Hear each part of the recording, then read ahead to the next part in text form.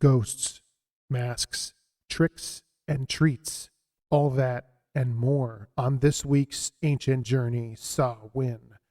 But before we begin, don't forget, if you enjoy our content, hit that like button, share the video, and subscribe. Now let's get started.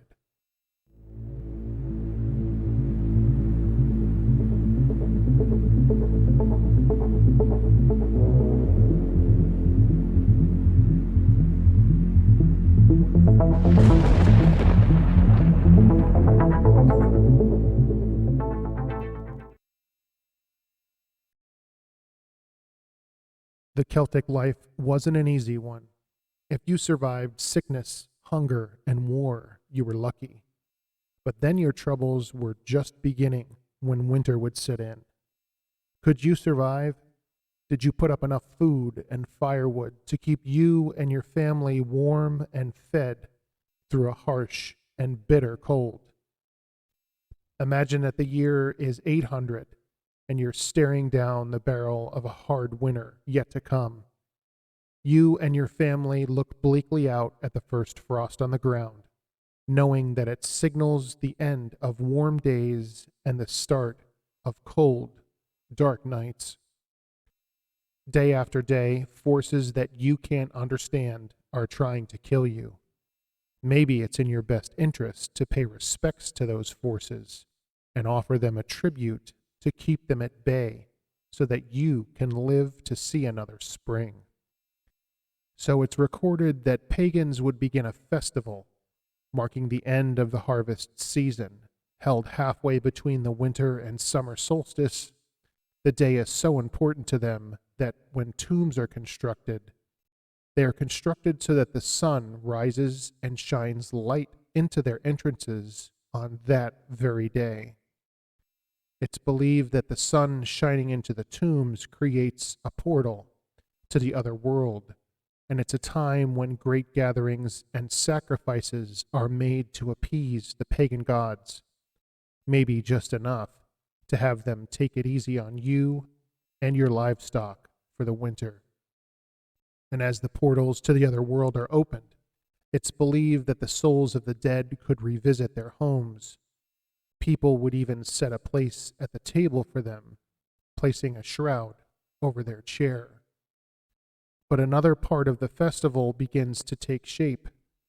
Festival goers would wear various costumes to hide their identity from the vengeful pagan gods, and they would go door to door, reciting pagan verses in exchange for some food, nuts or apples being the favorite treat given in exchange for the trick of reciting the verses.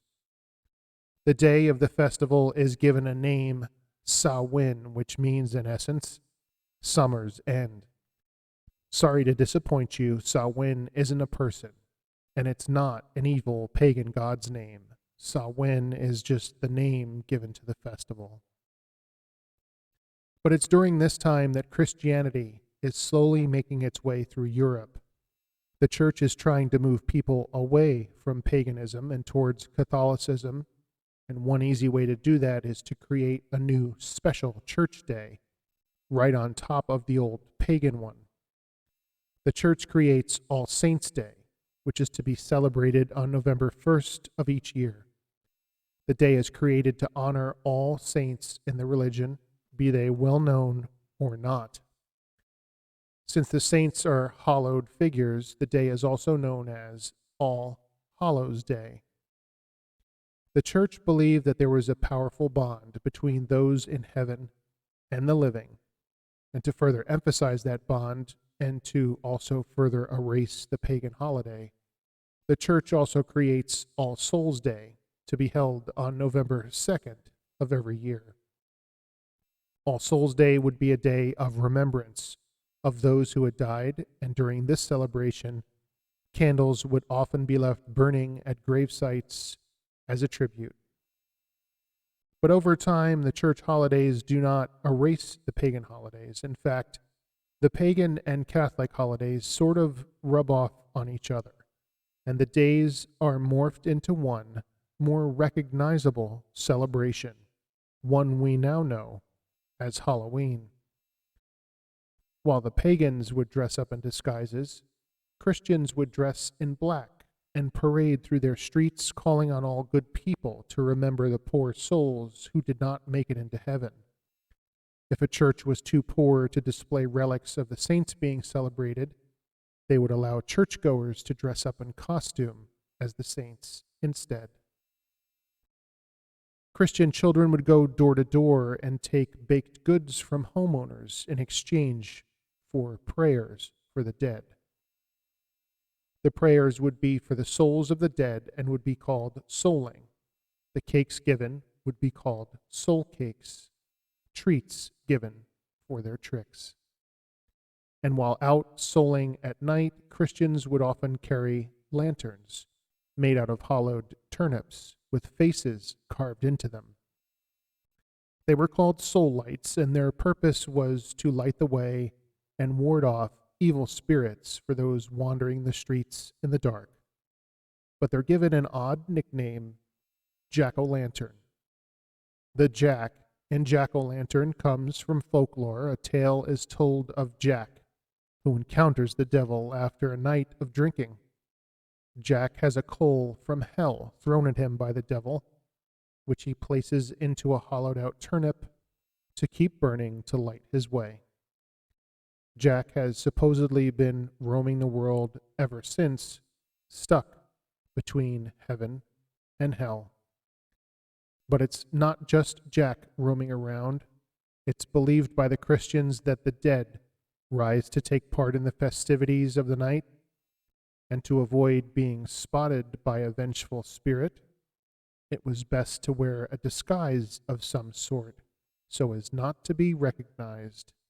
And in fact, it's best to make yourself look dead so you blend in better. But maybe it's best just to skip the dead idea and dress up as a spirit or a ghost instead. So for that one night a year, churchgoers would dress up as corpses or ghosts in costume to avoid being seen by evil spirits. How very pagan of them. The pagan and Christian holidays rub off on each other so much that the 2 days, All Hallows Day and Samhain, have their names morphed into one word, Halloween or Halloween.